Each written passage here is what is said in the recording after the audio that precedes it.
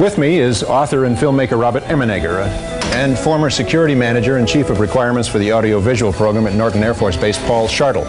Gentlemen, Mr. Emmenegger, how did you get involved with UFOs? Well, it was in 1973 when I was vice president at Gray Advertising, and I took time out and went to Norton Air Force Base to explore subjects for television specials related to the Defense Department.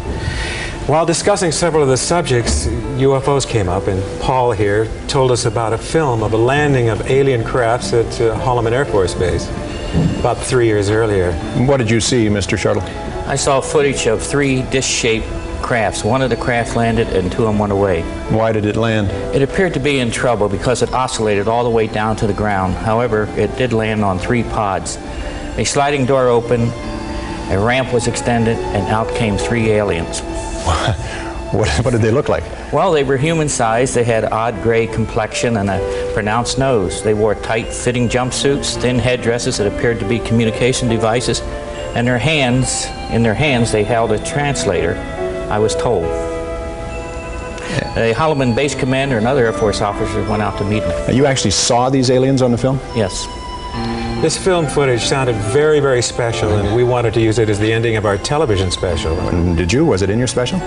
Well, although the Pentagon had been very, very cooperative all the way, at the last minute the film was confiscated and we lost the whole finale of our show. But what I saw and heard was enough to convince me that, you know, the phenomenon of UFOs is real, very real. Mr. Shartle, what did your superior officers tell you?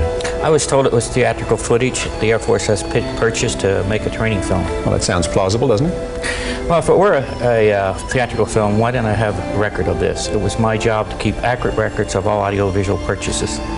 Is there any other reason that you feel this was not a theatrical film? Yes, it was too real. The people who were shooting that day were Air Force personnel. Lucky for us, the day they were shooting, they were doing an acceleration test. Yeah, well, it's too bad we couldn't get that footage from the Air Force.